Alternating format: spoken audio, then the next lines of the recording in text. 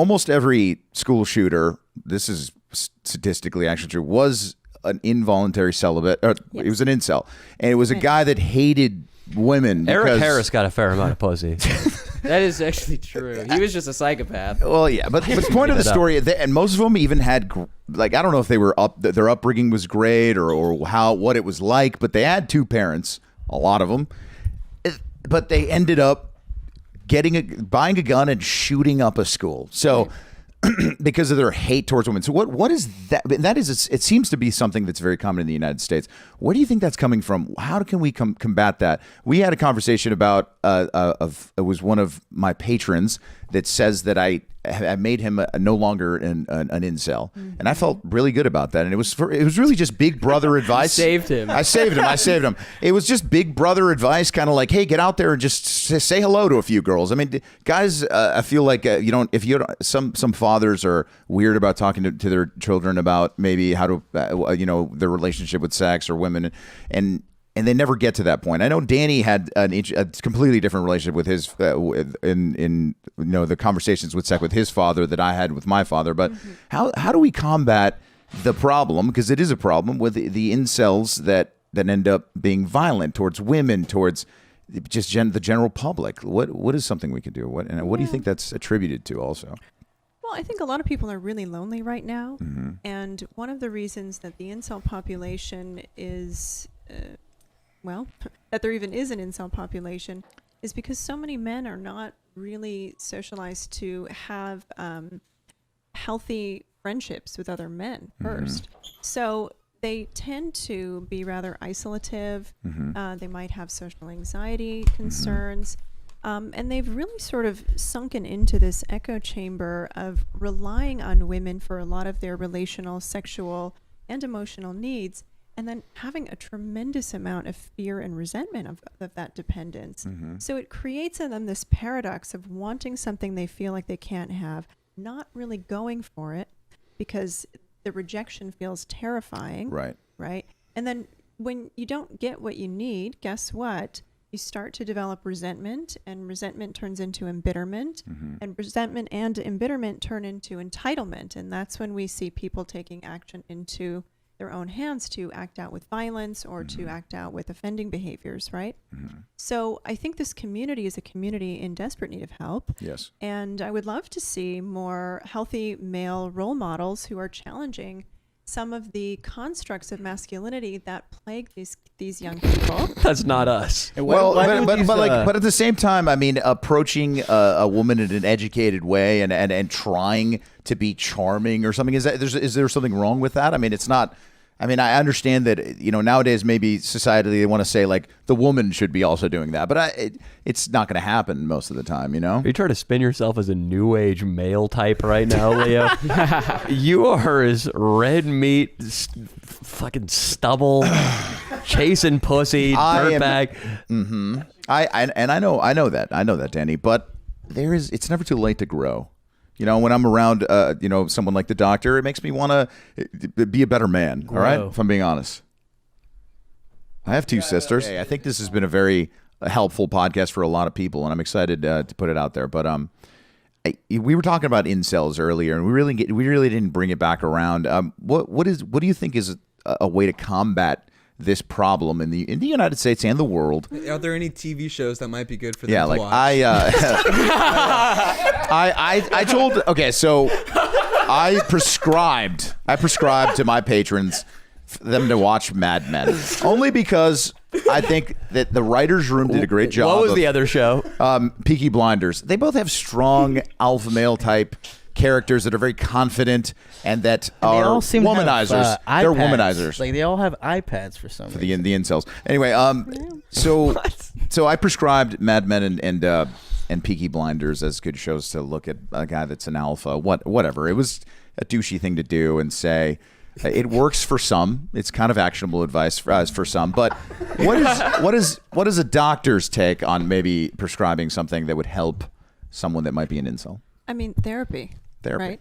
Therapy. But really, I mean, we have to remember, what is the core wound here? It's a lack of community. It's a lack of connection and a feeling of inadequacy that's never going to be available for them.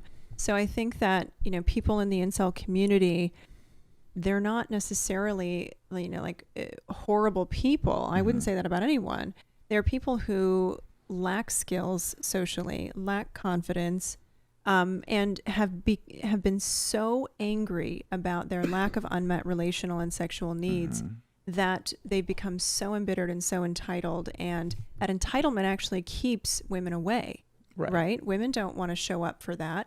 So I think what they really would benefit from is building community that's not based on their sexual virility, competition, money, any of that stuff, like really just sort of learning how to have friends, getting out in the world.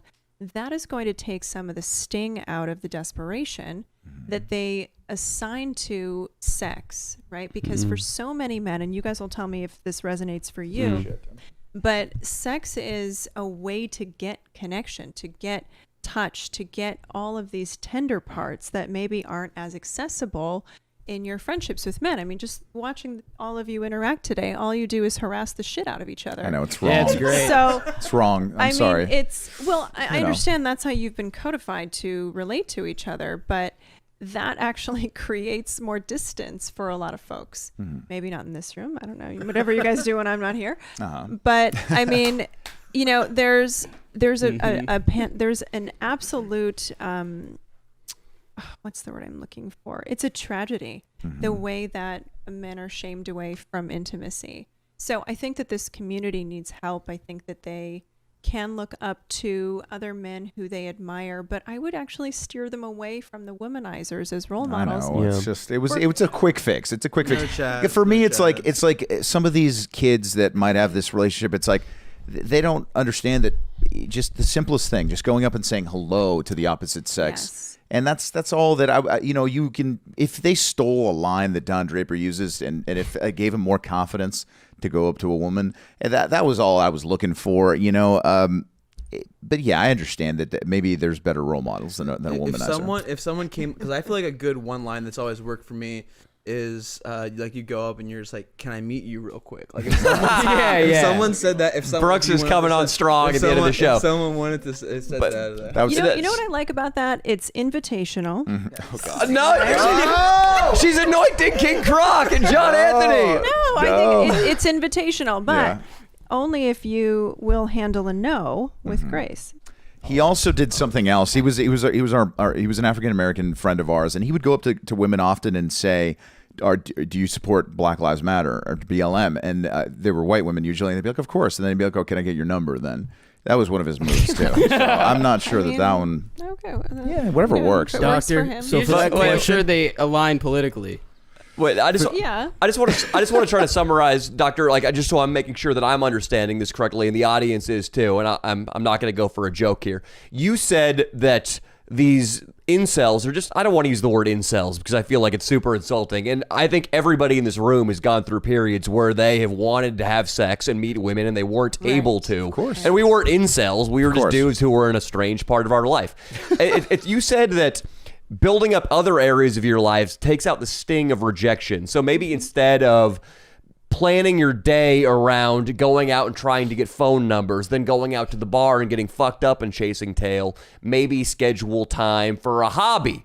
Pick up the cello, and then the bulk of the day spend working on your career, something you care about, not something like studying for the LSAT because you think law school is going to get you more pussy. Build a richer life, and women will find that attractive, and you will feel less pressure to go out and be this guy who gets fucking laid every time he goes drinking because you are confident in yourself. And so it'll be easier in turn for you to talk to women. That's a big thing with incels. They're like young guys for the most part who don't have a lot of money or resources or their own place of living. So girls don't want to go to your mom's house when you're broke. They want to go with the 26-year-old guy who's older than you and has a car and a job and can fly them places and shit.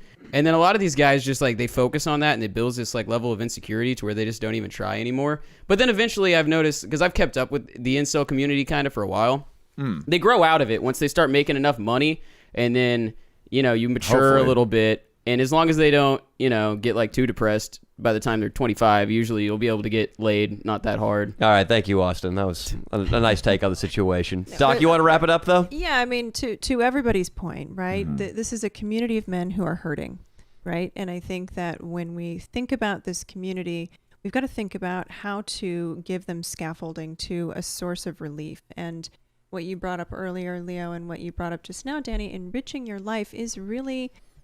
it's a self-care mandate, right? We're all responsible for that. So creating dimensions in your life that really are exciting for you, that's going to make you a magnet for people that you want to date, right? If you don't like who you are, it's going to be really hard to go out there and showcase, all of your specialness to someone else because you don't even think you're special.